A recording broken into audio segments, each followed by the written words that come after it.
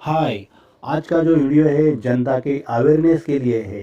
Digital ज़माने में हर एक नागरिक ऑनलाइन ट्रांजैक्शन करता है, चाहे वो मोबाइल से करते हो या कंप्यूटर से करते हो। हर एक नागरिक को अवेयरनेस रहना बहुत ही ज़रूरी है। आज का जो वीडियो है ई चालान स्कैम के बारे में हम बात करने वाले हैं।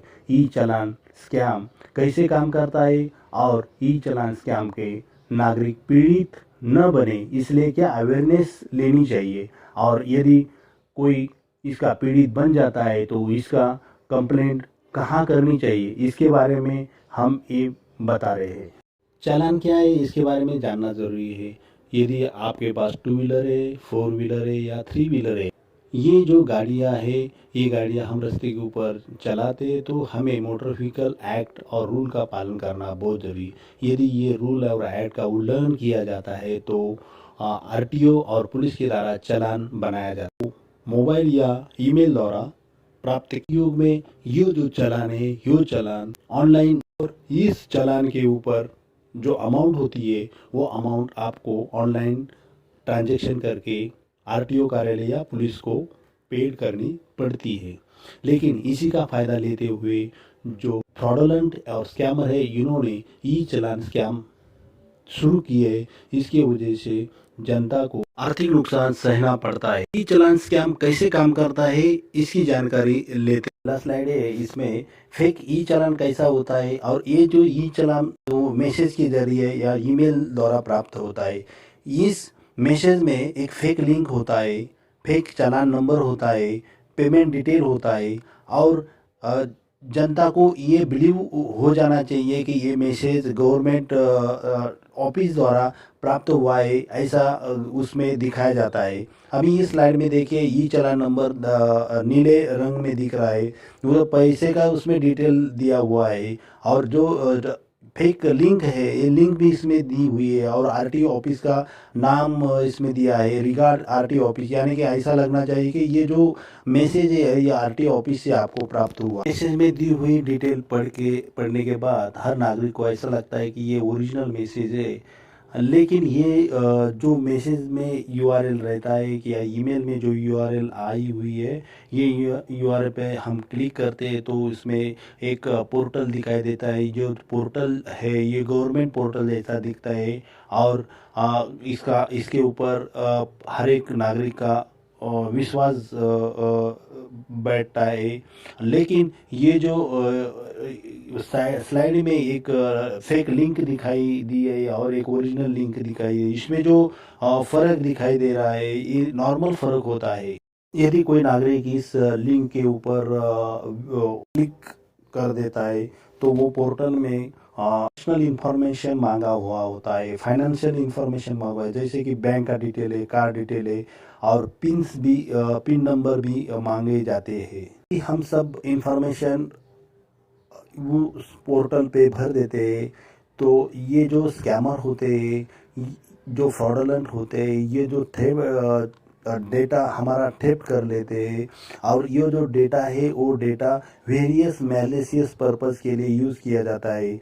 ये इंफॉर्मेशन की वजह से हमारा जो बैंक अकाउंट है वो बैंक अकाउंट भी वो एक्सेस कर सकते हैं, अपना जो कंप्यूटर है कंप्यूटर में भी एक्सेस कर सकते हैं, और आपकी आइडेंटिटी ठेप करते हैं।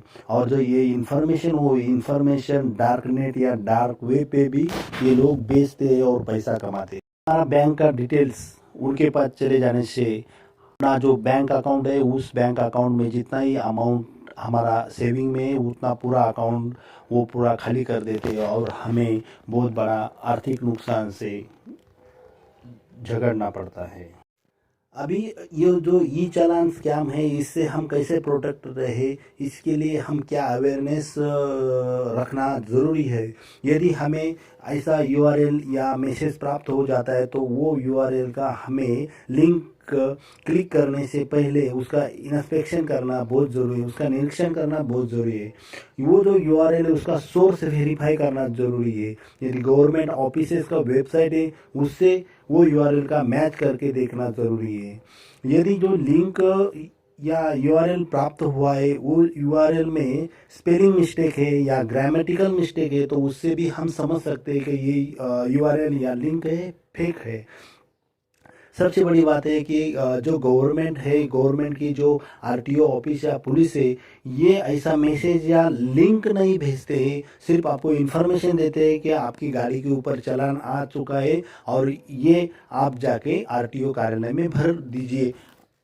ऐसा एक मैसेज हमें प्राप्त होता है, कोई लिंक हमें प्राप्त नहीं होती है। जो रियल यूआरएल है, वो रियल यूआरएल पे जो ई चालान होता है, ये यूआरएल का देखो HTTPS दो हैपन है, ई चालान .परिवहन.gov.in, ऐसा ये रियल यूआरएल यहाँ पर है। लेकिन जो फेक रियल है, जो रेड कलर में दिखा हुआ है, इसके ऊपर क्लिक नहीं करना है।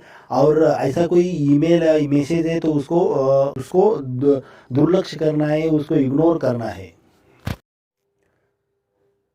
ई चालान स्कैम से बचने के लिए हमें तो खुद ही अवेयरनेस हो जाना ज़रूरी है। वैसे तो अपने फ्रेंड लोग हैं और अपने रिश्तेदार हैं, उनको भी इस स्कैम के बारे में ज़रूर बताना है और सोशल मीडिया की तरह ऊपर उनको ये इन्फॉर्मेशन शेयर भी करना है, जिससे कि उनको ये स्कैम से प्रोटेक्ट रहना उचित रहेगा।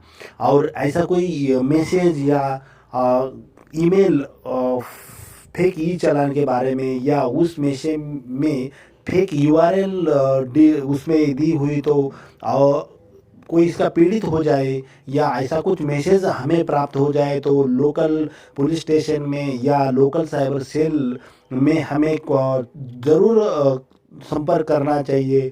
यदि तुरंत इसका इन्फॉर्मेशन देना हो तो साइबर क्राइम का जो हेल्पलाइन है 1930, इसी के ऊपर भी हम इंफॉर्मेशन दे सकते हैं और खुद अवेयर रह सकते हैं।